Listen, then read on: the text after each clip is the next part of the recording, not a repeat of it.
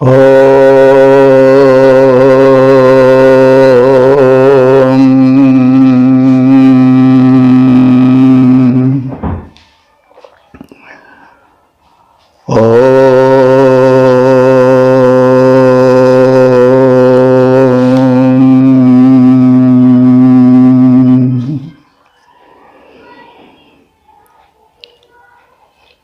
प्रेमियों, सुधी श्रोताओं, संप्रति हम सब ऋग्वेद के द्वितीय मंडल के द्वितीय सूक्त के 10वें मंत्र की व्याख्या में प्रवेश करने जा रहे हैं। यह मंत्र जगती नामक छंद में निबद्ध है। मंत्र दृष्टा ऋषि हैं गृत्समद और देवता हैं अग्नि। संबंधित मंत्र का प्रतिपाद्य है समर्थ जीवन की उपलब्धियों को समाज के हित में सभी वर्गों में वितरण। अब संबंधित मंत्र का सर्वप्रथम पाठ हो जाए। भजमग्ने अर्वदा वासुबेर्जं ब्रह्मणा वाजितये भाजनाङ्कते अस्माकं जुम्नमधिपञ्चकृष्टिशोच्चास्वा अर्णशुशुचेतदुष्टरम्। शब्दार्थ भावार्थार्थ से परिचय पाएं। इस मंत्र में आदर्श जीवन का प्रारूप प्रस्तुत किया गया है। मनुष्य को प्रार्थनापूर्वक, नम्रतापूर्वक ईश्वर पर विश्वास करते हुए अर्जन करके अपने को अधिकाधिक समर्थ बनाना चाहिए। लेकिन उस सामर्थ्य को, उपलब्धि को समाज के सभी वर्गों में बांट देनी चाहिए। दिव्य आदर्श जीवन की परिकल्पना है। अगर आज का यह प्रतिद्वंदिता भरा समाज, देश, राष्ट्र वैदिक भावना को अपना ले तो तमाम संघर्ष और समाज में फैले हुए विष का निवारण हो जाए। तो अब शब्दार्थ की ओर प्रस्थान करें। अग्नि, हे परमात्मा के प्रज्वलित रूप, समर्थ अग्नि देवता, वयम हम सब उपासक अर्वता, अर्वता कहते हैं अश्व को, और ब्रह्मणा, ब्रह्मणा माने ज्ञान को, ब्रह्म को, वेद मंत्र को, इन सबको ब्रह्म कहा जाता है, यज्ञ को। तो हम सब जो है वह आपकी कृपा से उपासना के प्रतिफल रूप में अश्वधन पावें। अश्वधन उस समय का एक प्रमुख धन था। तो हम सब अपने उद्यम से, आपकी कृपा से अश्वधन पाएं और ब्रह्मणा, ब्रह्म माने ज्ञान से, वेद ज्ञान से परिपूर्ण बने और वासुवीर्यम, समर्थ शक्तिमत्ता से, पराक्रम से जनान अतिचित एम, मनुष्यों को अपनी उपलब्धियों से पिछाड़ दें। यानी हमारी उपलब्धि इतनी हो कि हम उसमें अग्रगण्य माने जाएं, आगे गिने जाएं समाज में। और इसके साथ हमें ऐसी समझ दो कि हम सब तरह से समर्थ बने हुए दुष्कर्म द्युम्नम, दुष्कर्म माने जो अन्यों द्वारा न प्राप्त हो, ऐसे दुर्लभ द्युम्न माने धन ऐश्वर्य को प्राप्त करें, उसके स्वामी बने। लेकिन यह भी विवेक दो हमें कि इतना सब होते हुए भी अश्वधन, गोधन, गजधन आदि से सर्वरूपेण समर्थ होते हुए भी समाज के मनुष्यों में उपलब्धियों में सर्वश्रेष्ठ गिने जाते हुए भी, पर्याप्त धन समृद्धि से संपन्न होते हुए भी अपने ही सीमित दायरे में सिमट कर न रह जाएं, बल्कि स्व न, स्व कहते हैं सूर्य को, न माने समान, सूर्य के समान हम अपने अर्जन का, अपनी उपलब्धियों का वितरण करें। सूर्य समस्त शक्तियों का केंद्र है, प्रकाशक है, उसका जीवन प्रकाश अपने लिए नहीं होता है, वह प्राणी मात्र के लिए होता है। सूरज रे तू तपता रहे, हजारों की जिंदगी के लिए, हजारों की रोशनी के लिए, तो वह तप्त पिंड अपने लिए नहीं तपता है, वरन पूरे अपने सौरमंडल के जहाँ तक उसका विस्तार है, उसका क्षेत्र है, वहाँ तक सबको प्रकाश और ऊर्जा प्रदान करता है। उसका जीवन आदर्श जीवन है, वह जलता हुआ भी अपने लिए ही दूसरों के लिए जलता है। तो हमें सूर्य सा जीवन दो, जैसे सूर्य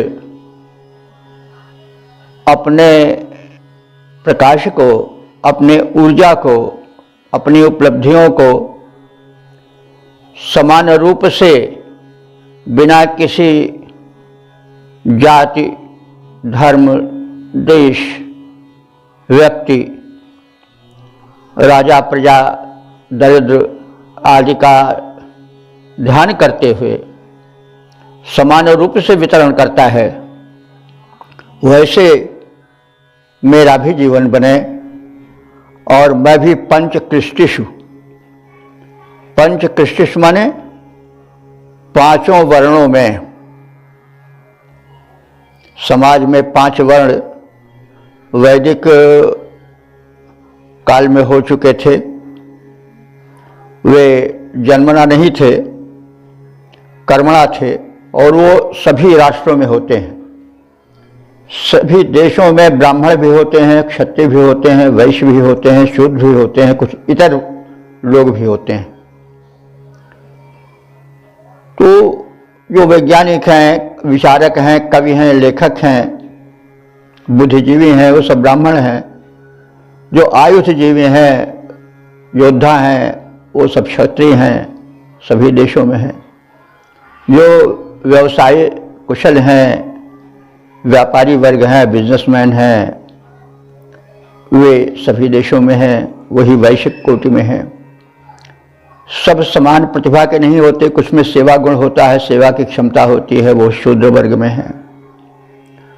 और कुछ इतर वर्ग में भी आते हैं, 4 के अतिरिक्त 5वें कृष्ण कहते हैं प्रजा, कृष्टिषु, प्रजाओं में तमाम दूसरे देशों से बसे हुए इन चारों वर्गों के अतिरिक्त भी लोग होते हैं।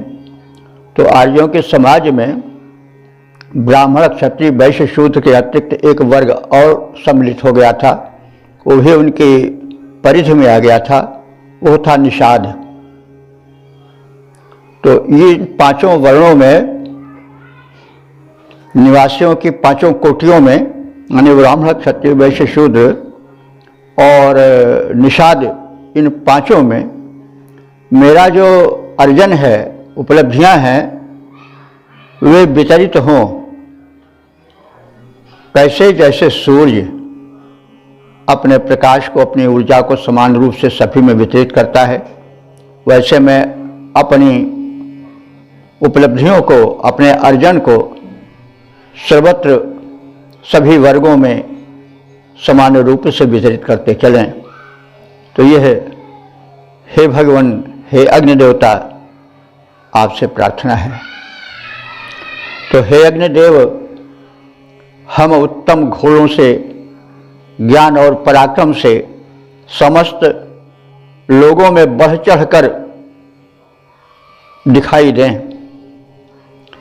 हमारा उच्च स्तरीय, अनंत और अन्यों द्वारा न प्राप्त किया जा सकने वाला जो धन वैभव है, जो अप्रतिम है, वो सूर्य के समान प्रकाशक हो।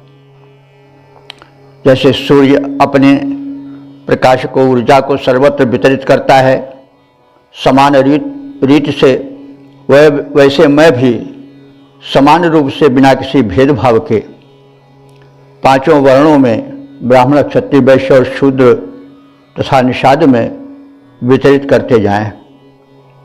यह मेरी हार्दिक अभिलाषा है। पद रूपांतरण देखें। अश्वों में, बुद्धि पराक्रम में हम सबसे बढ़कर हो जाएं, प्रतिद्वंदी कोई रहे नहीं, हम ऐसा बल वैभव पाएं।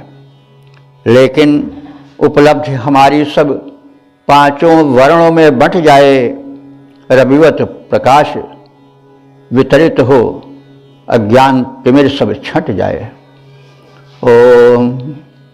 वेद प्रेमियों, सुधी श्रोताओं, संप्रति हम सब ऋग्वेद के दूसरे मंडल के दूसरे सूक्त के 11वें मंत्र की व्याख्या में प्रवेश करने जा रहे हैं।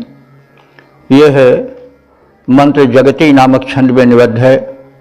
मंत्र दृष्टा ऋषि हैं ग्रीष्मद और देवता हैं अग्नि। संबंधित मंत्र का प्रतिपाद्य है उपासना का आदर्श रूप, अयाचित उपासना। अब संबंधित मंत्र का सर्वप्रथम पाठ हो जाए। सदा बोधिसहस्य प्रशंस्य यस्मिन् सुजाता इषयन्त सूरजाः यमग्ने जग्नमुपजन्ति भाजिनो नित्येतोके दिवां संस्वेदमे। शब्दार्थ भावार्थ आज से परिचय पाएं। उपासना दो प्रकार की होती है, एक सकाम उपासना, एक निष्काम उपासना। सकाम उपासना जिसमें सीधे उपासक परमात्मा से या अपने उपास्य से अपना अभीष्ट मांगता है, और एक उपासना ऐसी होती है कि जिसमें कुछ मांगा नहीं जाता है। जैसा मानस में कहा गया, सो सब जानहु अंतर्यामी, पूर्वहु मोर मनोरथ स्वामी। मैं तुमसे क्या कहूँ, तुम न जानते हो तब तो कहूँ।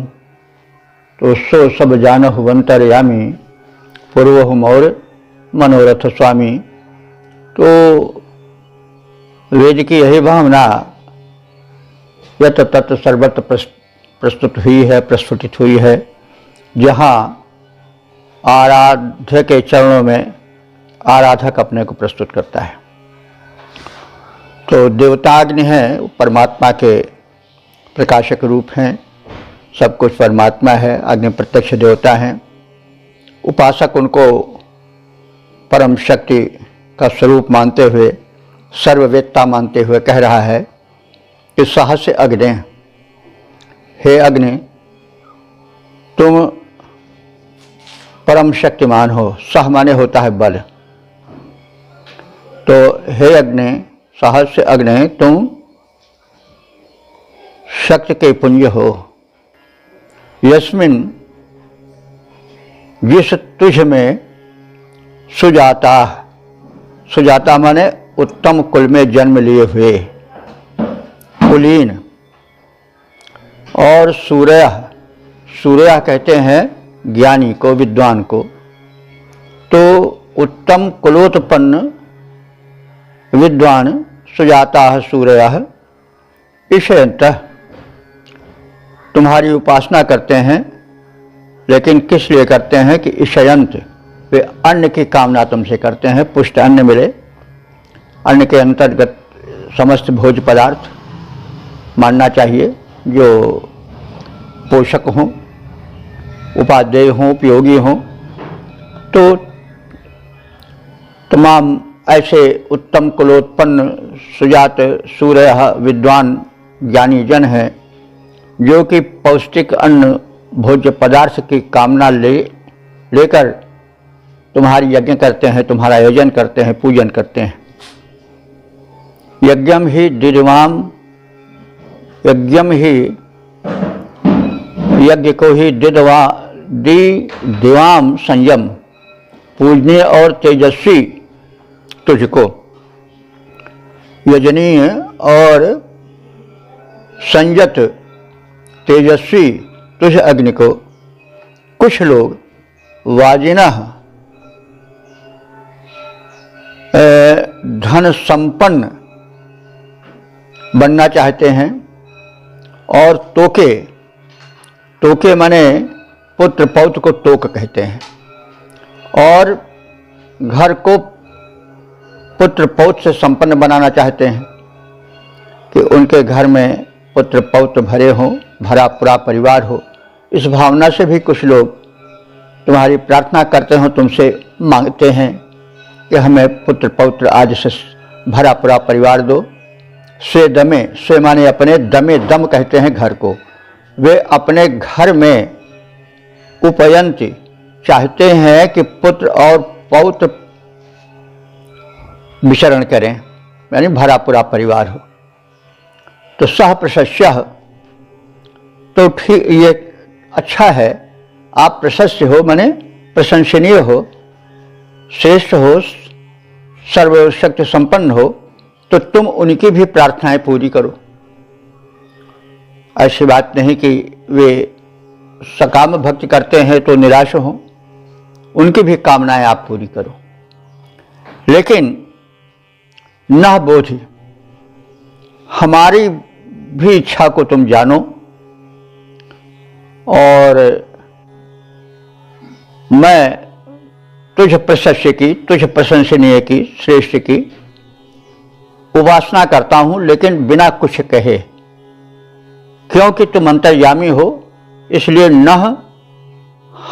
हमारी भावनाओं को बोझ माने जानो, हम तुमसे कुछ कहेंगे नहीं। तो हे बलशाली अग्निदेव, उत्तम कुलोत्पन्न विद्वान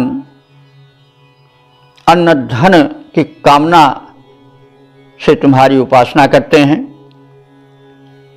कुछ ऐसे हैं और कुछ ऐसे हैं जो धन संपन्न घर और पुत्र पौत्रों से भरे परिवार की कामना करते हैं और तदर्थ तुम्हारी उपासना करते हैं।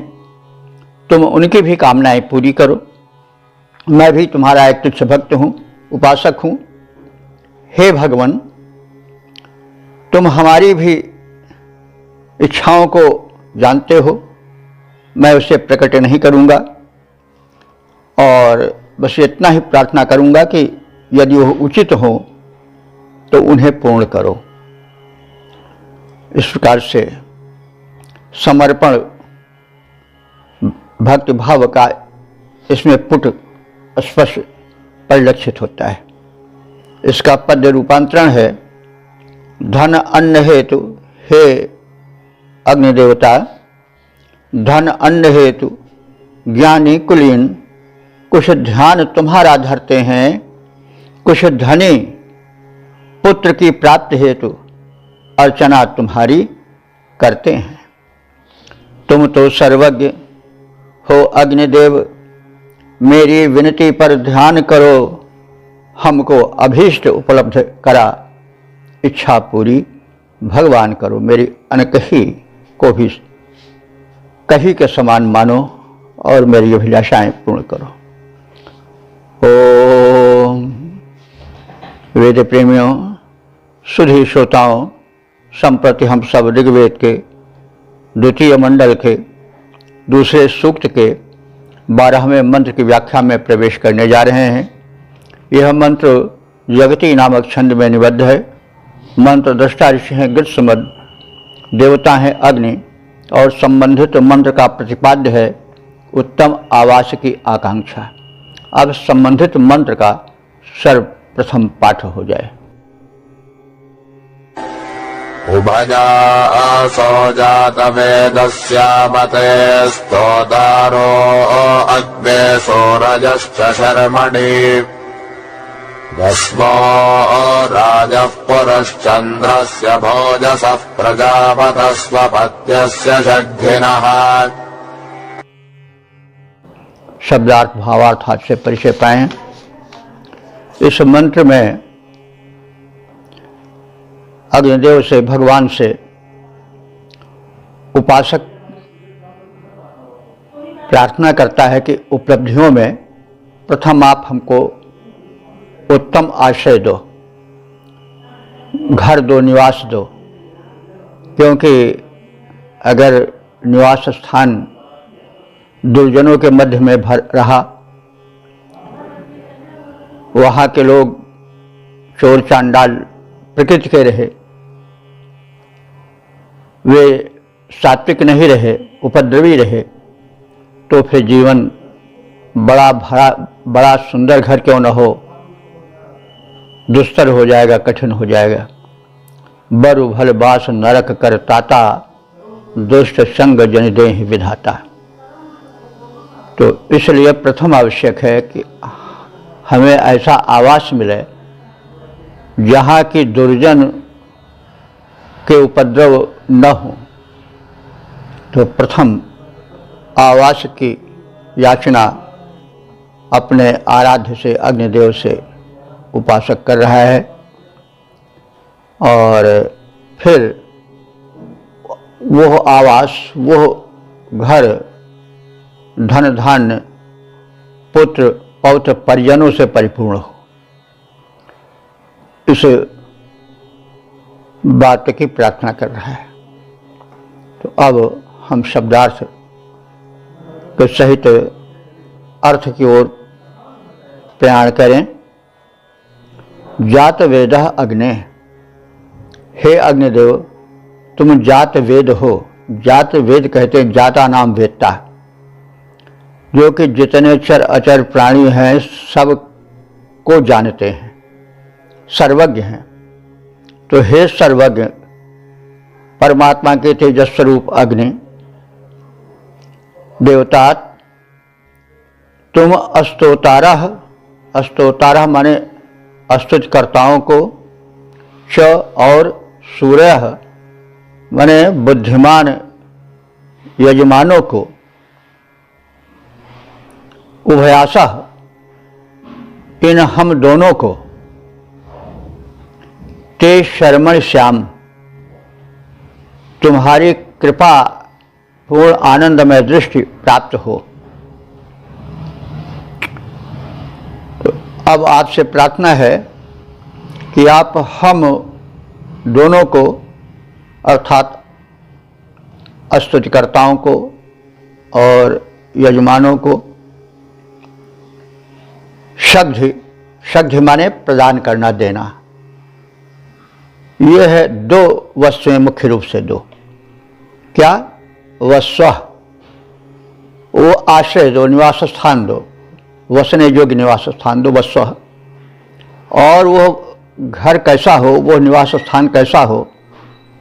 पुरुष चंद्र, पूर्व माने व्यापक रूप से, चंद्र माने आनंददायक हो। देखिए चंद्र जो है वो यहाँ चंद्रमा से युक्त नहीं है, चंद्रमा से सीधे संबंध नहीं रखता है। वैसे चंद्र शब्द चंद्रमा के लिए रूढ़ हो गया है, लेकिन भाषा का प्रारंभिक काल था, तो इसमें जो शब्दों के निर्माण हुए हैं वो उसके गुण के हिसाब से हुए हैं।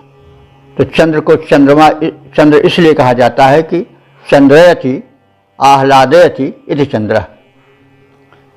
चंद्रमा को चंद्रमा इसलिए कहा जाता है कि वह आह्लाद प्रदान करता है, उसकी चांदनी बड़ी सुशोभन होती है, इसलिए उसको चंद्र कहा जाता है। लेकिन चंद्र का अर्थ होता है जो आनंददायक हो।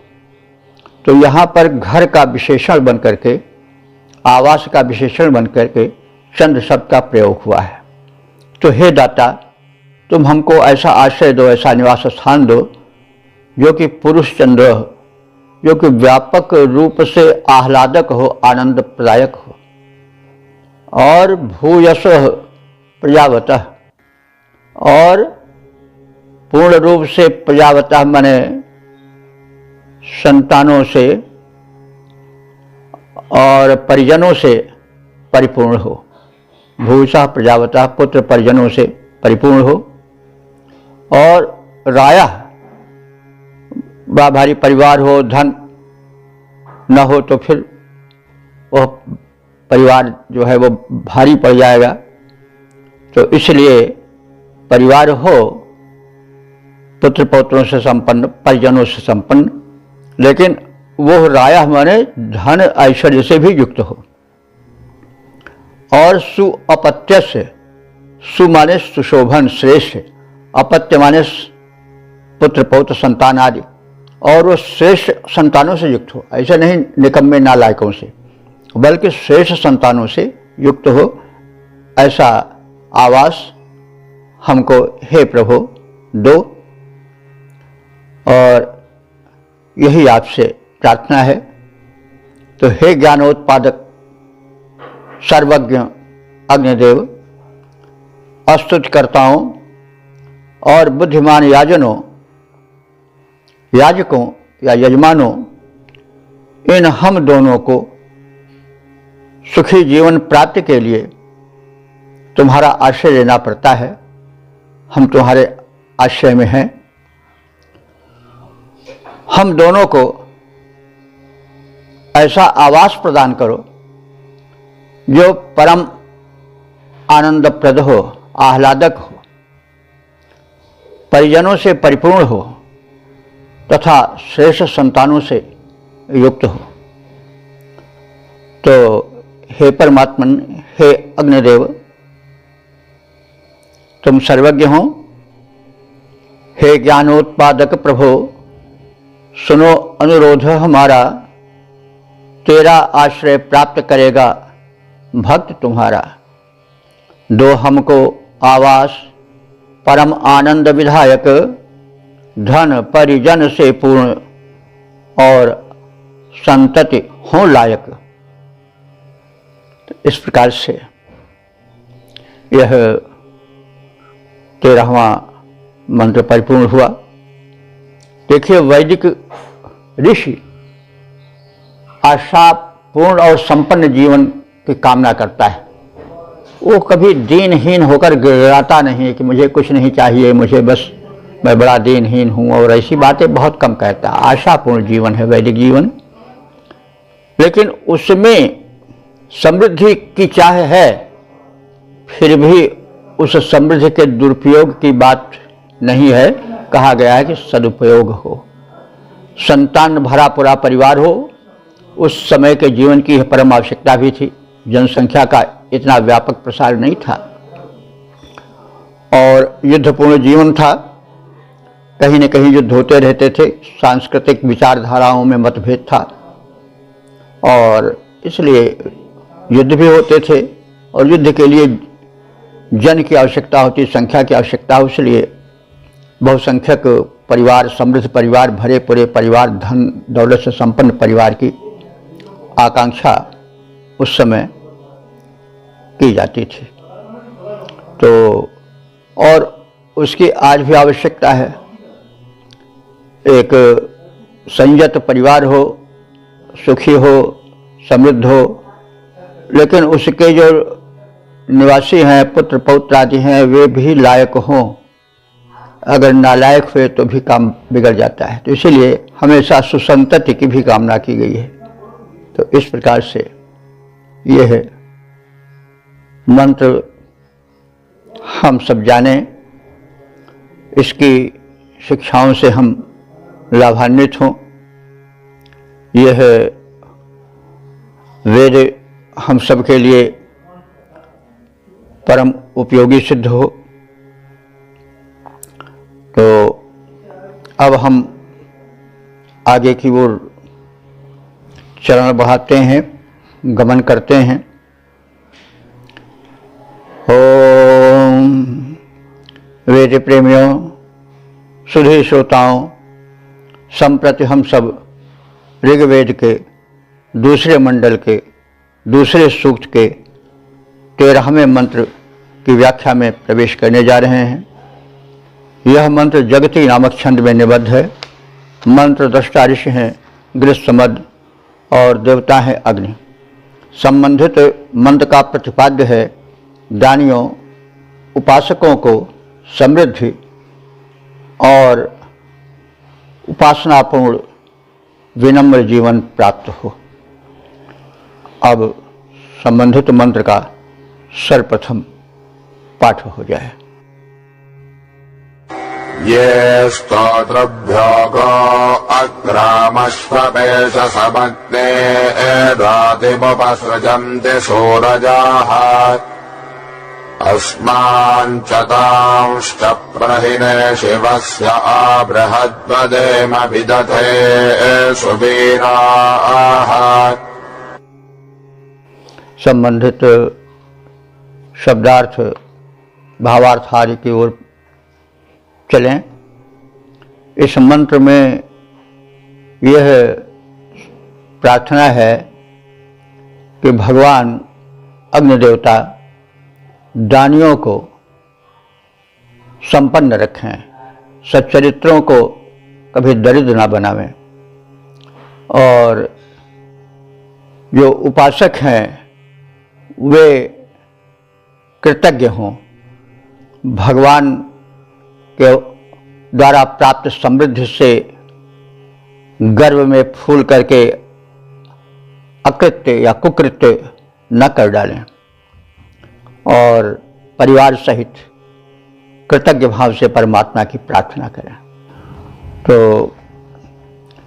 हे अग्निदेव, ये सूर्य जो ज्ञानी मनुष्य हैं और जो अस्तोत्रिभ्य भक्त उपासकों को, स्तुतिकर्ताओं को गो अग्राम, अग्र माने श्रेष्ठ, आगे रहने वाली, श्रेष्ठता में प्रदान करते हैं ऐसी गायें जो कि उत्तमता में आगे हैं, यानी बढ़ी चढ़ी हैं। जो ऐसी उत्तम गायें प्रदान करते हैं, ऐसे नहीं कि मुई बछिया बभने के नाव। तो जो आराधक, जो स्तुति करता है, भक्त हैं, उपासक हैं, परमात्मा प्रेमी हैं, उनके हेतु श्रेष्ठ गायों को प्रदान करते हैं। अश्व पेशसम, वे अभाव में न रह जाएं, इसलिए उनको श्रेष्ठ अश्व प्रदान करते हैं, दान में देते हैं। ऐसे यजमान को रातिम धन दो, और क्योंकि वे रातिम माने धन को प्रदान करते हैं। जो देता है वही पाता है, यह सिद्धांत कभी खंडित न होने पावे। तो जो बुद्धिमान भक्तों को, उपासकों को, सत प्रचारकों को धन देते हैं, श्रेष्ठ गाय देते हैं, अश्व देते हैं, उनको हे भगवान तुम जो हो वो समृद्धियां दो। तान माने उनको और असमान च हमको भी समान रूप से अपने अनुदान प्रदान करो। वस्यः नेषि, संपत्ति के मार्ग पर ले चलो, वह रास्ता दिखाओ जिससे हम समृद्ध बन सकें, जिससे हम श्रेष्ठ अर्जन कर सकें, ऐसे रास्ते पर ले चलो। और एक बात और हमको दो, इतना सब होते हुए भी हम उच्छृंखल न बने। सुवीरा माने अपने श्रेष्ठ वीर संतानों के साथ हम विदथे बृहत बदेम, यज्ञ करें और यज्ञों में मिल करके सब आपकी स्तुति करें, आपका गुणगान करें, आपका कीर्तन करें, ताकि आस्तिकता सर्वत्र व्याप्त हो। परमात्मा को मानने से सबसे बड़ा प्लस पॉइंट यह होता है, सबसे बड़ी उपलब्धि होती है कि मनुष्य में उच्छृंखलता नहीं आती है। वो समझता है कि ईश्वर है, दाता है, दाता एक राम भिखारी सारी दुनिया। तो हमें जो मिला है वो दान में मिला है, किसी ने हमको दिया है, तो हम इतराएं नहीं। और यह दुर्बलता मनुष्य को ले डूबती है। इसलिए बार बार स्तुति की बात कही गई है। स्तुति का मतलब हुआ कि उस परम शक्ति का गुणगान करना और उसके आगे विनम्र रहना, तथा यह समझना कि सब कुछ उसी का है, मेरा मुझ में कछु नहीं, जो कुछ है से तेरा, तेरा तुझको सौंपता क्या लागे है मेरा, यह दृष्टिकोण रहना चाहिए। तो हे अग्निदेव, जो बुद्धिमान यजमान स्तुतिकर्ताओं को, भक्तों को, उपासकों को उत्तम गायें, बलिष्ठ घोड़े और धन प्रदान करते हैं, उन्हें और हम उपासकों दोनों को संपत्ति के पथ पर ले चलो। हमारी वीर संतानें और हम मिल करके आपसे उपकृत होकर के आपके अनुग्रह का अनुभावन करते हुए यज्ञ करें और शुभकर्म करें और उसमें आपकी व्यापक प्रशंसा करते फिरें। तो पद्य रूपांतरण देखें। स्तुतिकर्ता को जो देते उत्तम गायें, स्तुतिकर्ता को जो देते उत्तम गायें, घोड़े उत्तम धन दे उनको वे सुख पाएं, उनको हमको उन्नति पथ पर ले चलो नाथ, तेरी स्तुतियां करें पुत्र को लिए साथ। तो इस प्रकार से हमने इस ऋग्वेद के द्वितीय मंडल के दूसरे सूक्त के अंतिम समापन वाले मंत्र का संक्षिप्त ज्ञान प्राप्त किया, उसकी शिक्षाओं को हृदयंगम किया और इस प्रकार से यह 13 मंत्रीय सूक्त समापन को प्राप्त हुआ। अब तक ले हम लोग परमात्मा की कृपा से जितने मंत्र व्याख्यायित कर चुके हैं, सुन चुके हैं, उनकी समस्त संख्या है 2035। तो अब हम इस सूक्त के संक्षिप्त प्रतिपाद्य से परिचय प्राप्त कर लें। तो इस सूक्त में यज्ञों में आवाहनीय अग्नि के सामर्थ्य और शक्ति संपन्नता का दिग्दर्शन है। अग्नि मनुष्यों के चिरसंगी हैं, यह बताया गया है। अग्नि का सानिध्य मनुष्य आदिकाल से ही सभ्यता के श्री गणेश से ही प्रारंभ से ही अग्नि का कृपा पात्र बना रहा है और अग्नि उसके जीवन का सर्वप्रथम साथी रहा है, संगी रहा है, सहायक रहा है। तो ये सब बातें बताई गई हैं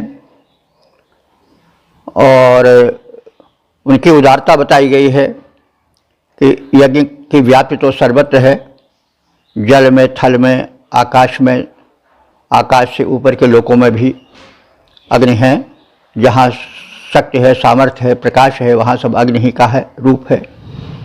तो अग्नि तो सर्वव्यापक हैं, तो लोकव्यापी हैं, लेकिन फिर भी वो इतने कृपालु हैं कि यज्ञवेदी के छोटे से स्थान पर भी आ जाते हैं और अपना प्रकाश फैलाते हैं। दीपक की छोटी सी लौ बन करके हमारे अंधकार को भगाते हैं। तो उनमें करुणा भी बहुत है, हमें उनका आभारी होना चाहिए। वे परमोपकारी हैं और उनसे हमें सकाम भक्ति से बढ़कर अगर निष्काम भक्ति हो जाए हमारे द्वारा तो उसको अधिक महत्व देना चाहिए। सर्वंतर्यामी समझ करके, सर्वज्ञ समझ करके उनकी प्रार्थना ही करना चाहिए। वो सब जानते हैं, यह समझ करके नतमस्तक रहना चाहिए और प्रार्थना करनी चाहिए कि हम सबको उत्तम आवास मिले, धन संपन्नता मिले, पुत्र पौत्रों से भरा पड़ा परिवार मिले और जो सदस्य हों वो उद्यमी हों, सच्चरित्र हों और इस प्रकार से सुखी और सुसंपन्न जीवन की और विनत उपासनापूर्ण जीवन की कामना इस सूक्त में की गई है। अब हम अगली बैठक में अगले सूक्त की व्याख्या में प्रवेश करेंगे। ओम सर्वे भवन्तु सुखिनः, सर्वे सन्तु निरामयाः, सर्वे भद्राणि पश्यन्तु, मा कश्चित् दुःख भाग् भवेत्।